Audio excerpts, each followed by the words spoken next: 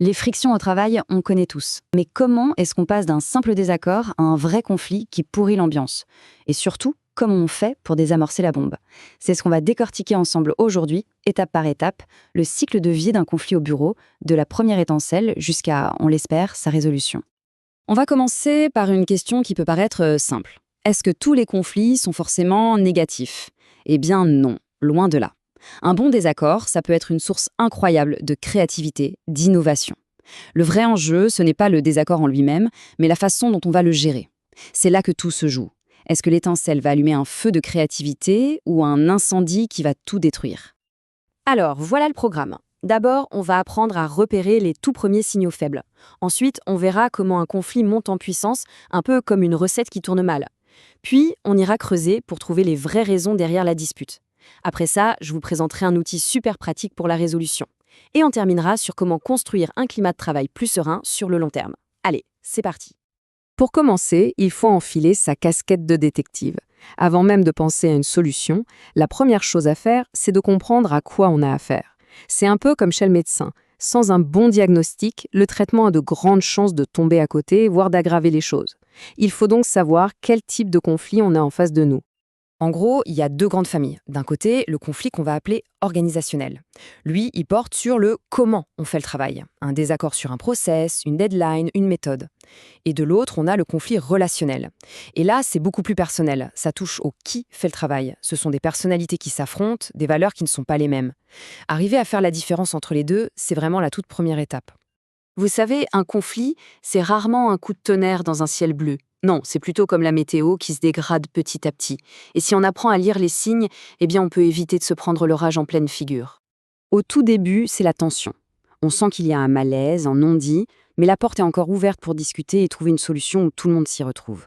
Mais si on fait l'autruche, on glisse tranquillement vers la crise. Et là, ça se corse. Les positions se figent, chacun reste dans son coin, la communication est coupée, l'objectif n'est plus de trouver une solution, mais de gagner. Et le dernier stade, le plus dangereux, c'est l'enlisement. À ce niveau-là, on a complètement oublié le problème de départ. La seule chose qui compte, c'est de faire du mal à l'autre. C'est la politique de la terre brûlée. Ce tableau, il est hyper parlant. On voit très bien comment, à chaque étape, la possibilité d'une bonne solution s'envole. On part d'un potentiel gagnant-gagnant pour finir dans une situation où, au final, tout le monde est perdant. La leçon, elle est limpide. Plus on attend, plus c'est difficile de s'en sortir. Dans un conflit, le temps joue contre nous. Ok, donc on a identifié le type de conflit, on sait à peu près à quel stade il en est. Maintenant, il faut creuser. Un conflit, c'est exactement comme un iceberg. La dispute qu'on voit, les éclats de voix, ce n'est que la toute petite pointe émergée. Pour vraiment régler le problème, il faut plonger sous la surface et voir ce qui alimente le feu. Et très souvent, sous la surface, qu'est-ce qu'on trouve? Des besoins fondamentaux qui ne sont pas satisfaits.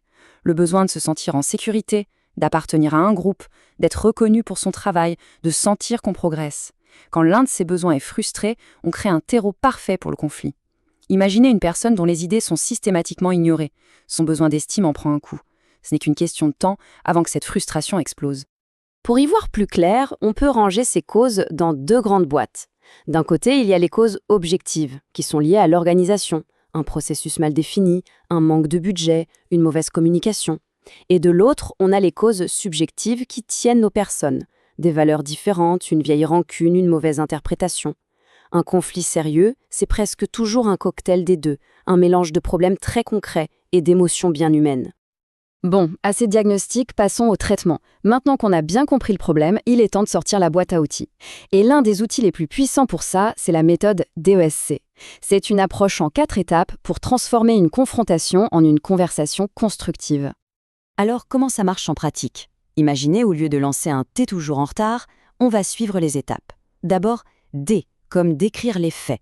J'ai remarqué que lors des 3 dernières réunions, tu es arrivé avec 10 minutes de retard. C'est factuel, inattaquable. Puis, E, comme expliquer l'impact sur soi. Quand ça se produit, ça me frustre parce qu'on perd un temps précieux pour démarrer. On parle de son propre ressenti.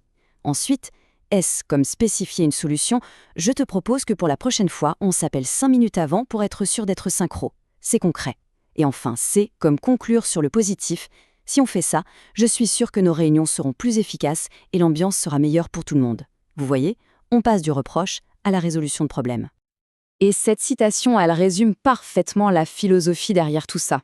Le but du jeu, ce n'est pas de gagner une bataille d'ego pour prouver qu'on a raison. Le vrai objectif, c'est de trouver une issue qui soit satisfaisante pour tout le monde, une solution durable qui fonctionne pour chacun. Jusqu'à maintenant, on a surtout vu comment être de bons pompiers, comment éteindre les feux. C'est essentiel. Mais ce qui est encore mieux, c'est de devenir des architectes, construire un environnement de travail où les incendies ont beaucoup moins de chances de se déclarer. Et pour bien comprendre l'intérêt de la prévention, regardez ce chiffre. Des études montrent qu'un manager passe en moyenne entre 20 et 30% de son temps à gérer des conflits. C'est énorme! Imaginez, presque un tiers du temps qui n'est pas consacré à innover, à motiver, à faire avancer les projets. C'est un coût caché qui est absolument monumental pour une organisation. Alors, comment on fait concrètement? Il y a 4 grands leviers. D'abord, des règles claires. Tout le monde sait comment on communique, comment on se comporte. Ensuite, des valeurs partagées pour créer un vrai esprit d'équipe. Troisièmement, une information transparente pour éviter les rumeurs et les malentendus qui sont souvent le point de départ des conflits. Et enfin, et c'est peut-être le plus important, encourager un dialogue de qualité basé sur l'écoute. Ces 4 piliers, ce sont les fondations d'une culture où les désaccords restent ce qu'ils devraient être, des opportunités de faire mieux ensemble. Et pour finir, une question pour la route. Si on regarde autour de soi, dans son équipe, quelle est la source de friction qui revient tout le temps? Et avec tout ce qu'on vient de voir, quelle serait la plus petite action, le plus petit pas qu'on pourrait faire dès demain pour commencer à apaiser les choses? Parce que souvent, les plus grands changements commencent par une toute petite initiative.